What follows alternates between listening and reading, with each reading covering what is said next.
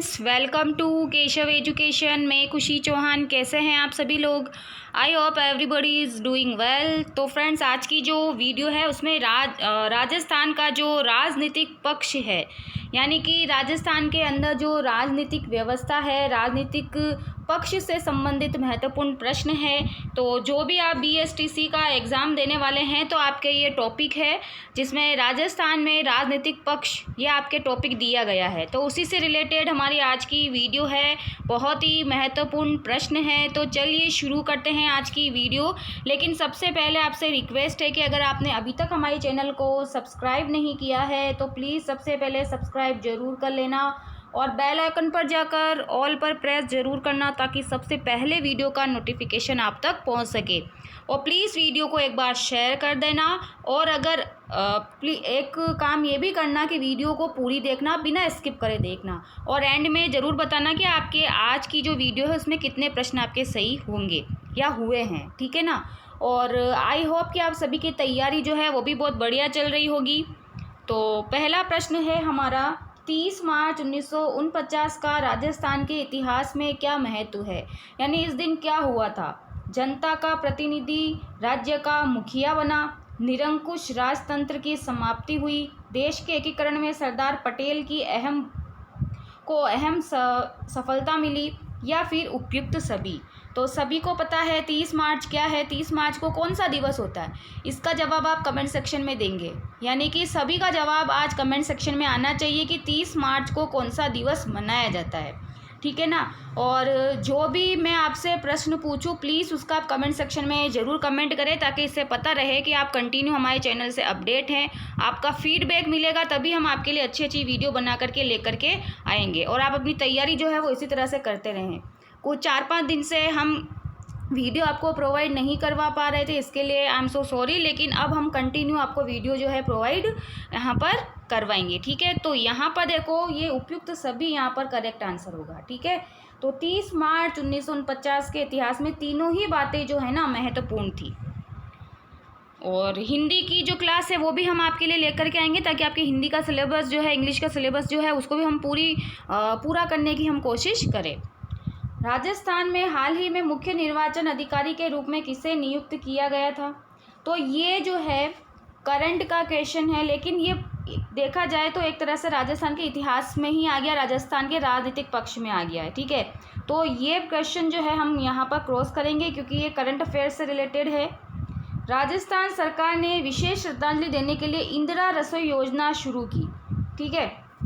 किसको श्रद्धांजलि देने के लिए? तो भाई नाम किसका आ रहा है? इंदिरा। तो यहाँ पर किसका नाम आएगा? इंदिरा गांधी जी को श्रद्धांजलि देने के लिए, ठीक है। यहाँ पर क्वेश्चन नंबर 3 में एक बार फिर से देख लेते हैं। राजस्थान सरकार ने विशेष श्रद्धांजलि देने के लिए इंदिरा रसोई योजना की शुरुआत की। तो किसे श्रद्धांजलि देने के लिए की? तो देखो, ये राजीव गांधी को। इंदिरा गांधी दे के इंदिरा नहीं करना है यहाँ पे, इंदिरा रसोई दे करके राजीव गांधी के लिए आएगा यहाँ पे। अगला प्रश्न देखो, वित्त आयोग से पंचायती राज संस्थाओं के लिए प्राप्त अनुदान किसे दिया जाता है? जिला परिषद, पंचायत समिति, ग्राम पंचायत, या फिर कलेक्टर? तो देखो, ये ग्राम पंचायत जो है ना, इसको अनुदान दिया जाता है। और ऐसे ही प्रश्न आपसे पूछे जाएंगे और इसी तरह के प्रश्न आपको वहाँ पर देखने को मिलेंगे। पंचायती राज व्यवस्था में प्रथम स्तर पर निर्वाचित निकाय और लोकतंत्र की बुनियादी इकाई है। तो बुनियादी इकाई क्या है? ग्राम पंचायत, पंचायत समिति, जिला परिषद, या फिर संसद? तो देखो, ग्राम पंचायत जो है वो लोकतंत्र की बुनियादी इकाई है ना, इकाई है। आई होप कि आपको आज की वीडियो, आज के जो क्वेश्चन है वो भी ज़रूर पसंद आएंगे। अगला प्रश्न है, आर्थिक मामलों में सुधार के लिए सलाह हेतु राजस्थान सरकार ने एक संगठन गठित किया है। इस संगठन का नाम क्या है? आर्थिक नीति एवं सुधार परिषद, आर्थिक नीति सुधार समिति, आर्थिक सुधार समिति, या फिर आर्थिक सुझाव समिति? तो देखो, ये समिति कौन सी है? तो आर्थिक नीति एवं सुधार समिति, सुधार परिषद इसका नाम है। राजस्थान सरकार ने राजस्व से भिन्न मामलों के लिए पंचायत स्तर पर लोक सुनवाई अधिकारी के रूप में अधिसूचित किसे किया है? कौन सा होता है ये अधिकारी? पटवारी, ग्राम सेवक, सरपंच, या फिर वार्ड पंच? तो ये ग्राम सेवक होता है, ठीक है। ये यहाँ पर इसका करेक्ट आंसर होगा। राजस्थान में एक ग्राम सभा बनती है, किससे बनती है? ग्राम पंचायत के निर्वाचित सदस्यों से, ग्राम पंचायत की कार्यकारी समिति से, पंचायत क्षेत्र के गांव में आने वाले पंजीकृत मतदाताओं से, पंचायत क्षेत्र के गांव के लोगों से। तो देखो, पंचायत क्षेत्र के गांव में आने वाले पंजीकृत मतदाताओं से ग्राम सभा बनती है। निम्नलिखित में से कौन सर्वाधिक समय तक राजस्थान के मुख्यमंत्री रहे? मोस्ट इम्पोर्टेंट क्वेश्चन है ये। तो कौन से ऐसे व्यक्ति हैं जो सर्वाधिक समय तक राजस्थान के मुख्यमंत्री रहे? टीकाराम पालीवाल, मोहनलाल सुखाड़िया, जयनारायण व्यास या फिर हरिदेव जोशी? तो देखो, मोहनलाल सुखाड़िया जो है ना, ये सर्वाधिक बार राजस्थान के मुख्यमंत्री पद पर रहे। बहुत ही इंपॉर्टेंट क्वेश्चन है ये। राजस्थान एकीकरण कार्य का श्रेय किस व्यक्ति को है? तो राजस्थान एकीकरण जो किया गया था उसका श्रेय किसको दिया गया है? हीरालाल शास्त्री, सरदार वल्लभ भाई पटेल, महात्मा गांधी या फिर पंडित जवाहरलाल नेहरू? तो देखो, सरदार वल्लभ भाई पटेल जो है ना, इनको राजस्थान के एकीकरण के कार्य का श्रेय दिया गया है। इन्हीं की वजह से राजस्थान का एकीकरण पूर्ण हुआ। राजस्थान राज्य में 30 जून 2016 तक कितनी बार राष्ट्रपति शासन लागू किया गया है? मोस्ट इम्पोर्टेंट क्वेश्चन है। कितनी बार? 5 बार, 3 बार, 6 बार या 4 बार? तो देखो, 30 जून 2016 तक राजस्थान में कुल अगर हम बात करें तो यहाँ पर देखो 4 बार राष्ट्रपति शासन जो है वो लागू किया गया।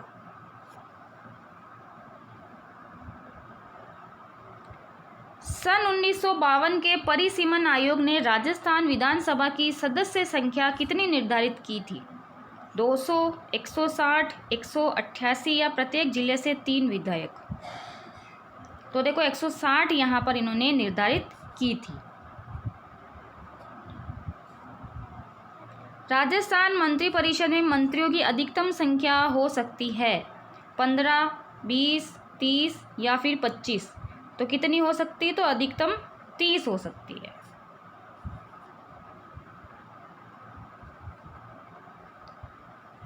निम्नलिखित में से कौन राजस्थान सभा के प्रथम गैर कांग्रेसी अध्यक्ष थे? ये भी इंपॉर्टेंट क्वेश्चन है।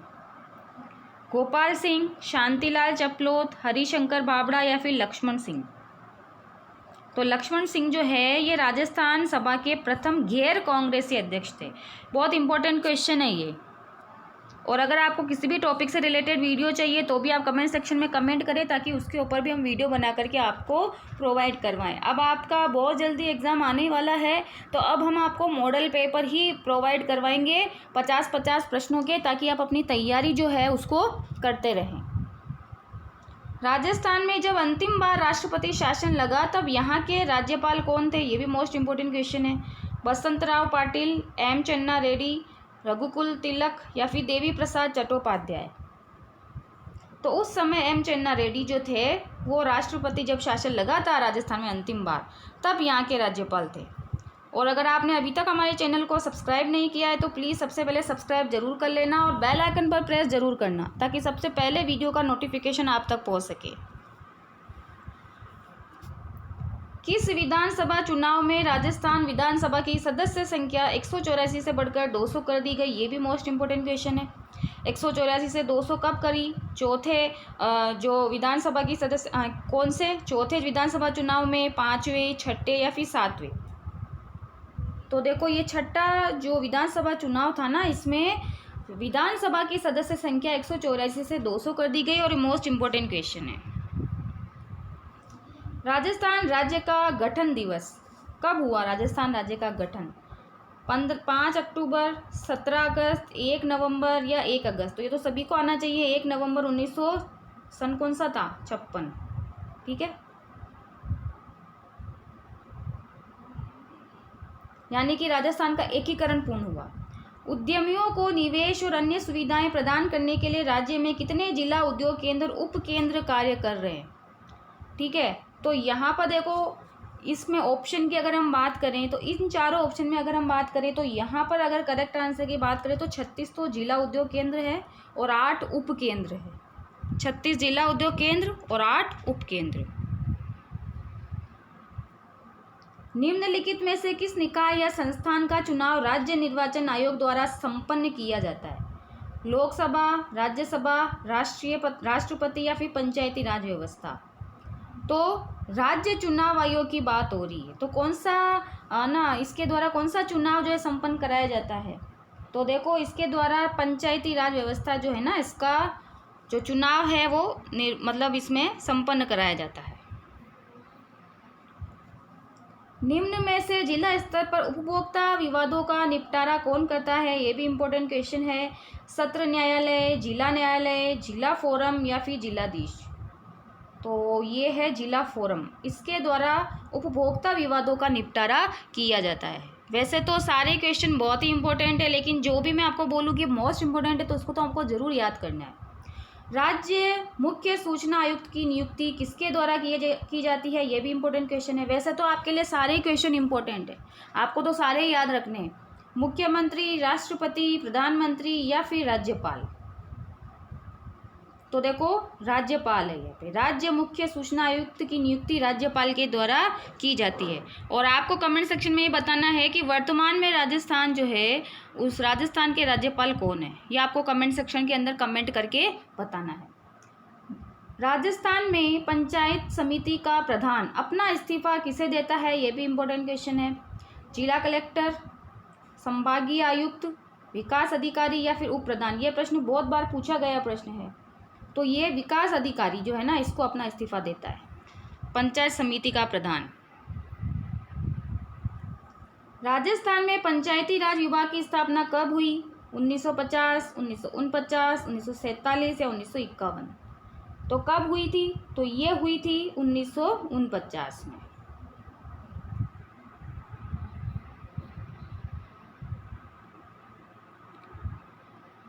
ये प्रश्न छोड़ते हैं हम। अगला प्रश्न, राज्यपाल पद हेतु न्यूनतम आयु कितनी होती है? ये भी इम्पोर्टेंट क्वेश्चन है। 35 वर्ष, 40 वर्ष, 25 वर्ष, 45 वर्ष? तो राज्यपाल के पद हेतु न्यूनतम आयु कितनी होनी चाहिए अगर कोई राज्यपाल के पद पर जाना चाहता है? तो यहाँ पर देखो, कम से कम उसकी आयु कितनी होनी चाहिए? 35 वर्ष। ऐसे ही प्रश्न पूछे जाएंगे आपसे।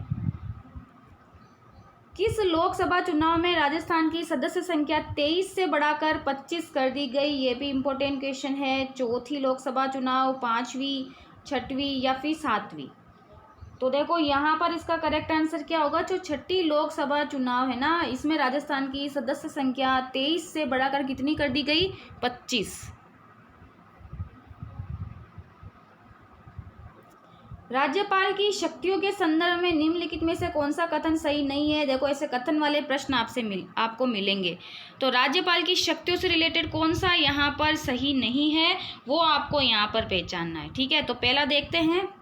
राज्यपाल धन विधेयक को पुनर्विचार हेतु राज्य विधानमंडल को लौटा सकता है। राज्यपाल किसी विधेयक को भारत के राष्ट्रपति के विचार हेतु आरक्षित कर सकता है। राज्य विधानमंडल के विश्रांति काल में राज्यपाल द्वारा अध्यादेश प्रख्यापित किया जा सकता है। या फिर राज्यपाल के पास क्षमादान की शक्ति है। तो कौन सी नहीं है राज्यपाल की शक्ति? तो यहाँ पर देखो, नीचे की जो तीनों ऑप्शन है बी, सी और डी, ये तो इसकी शक्ति है, लेकिन जो ये ऑप्शन नंबर ए जो है ना, ये धन विधेयक वाला, ये राज्यपाल की शक्ति नहीं है।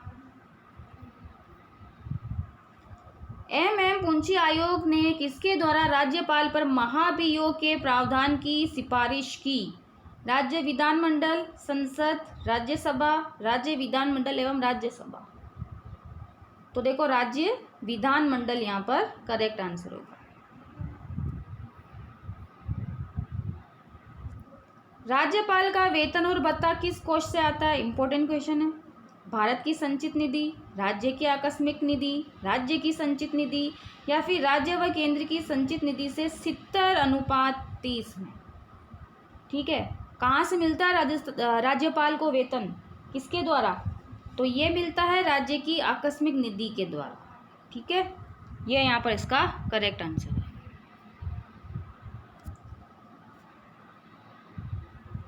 राजस्थान के निम्नलिखित राज्यपालों में से कौन लोकसभा अध्यक्ष भी रहे? ये भी इम्पोर्टेंट क्वेश्चन है। यानी कि राजस्थान के राज्यपाल थे और लोकसभा अध्यक्ष भी रहे। कौन? बलिराम भगत, कल्याण सिंह, अंशुमान सिंह या प्रतिभा पाटिल। तो भाई इसका करेक्ट आंसर क्या होगा? बलिराम भगत जो है ये राज्यपाल भी रहे और लोकसभा के अध्यक्ष भी रहे। तो ये थे आज के राजनीतिक पक्ष से रिलेटेड महत्वपूर्ण प्रश्न। आई होप कि आपको आज की वीडियो, आज के क्वेश्चन जरूर पसंद आए होंगे। तो चैनल को सब्सक्राइब जरूर कर लेना और बेल आइकन पर प्रेस जरूर करना। वीडियो को एक बार शेयर कर देना और अगर कुछ अच्छे लगे हैं प्रश्न तो लाइक भी जरूर कर देना। तो मिलते हैं नेक्स्ट वीडियो में। Okay friends, take care.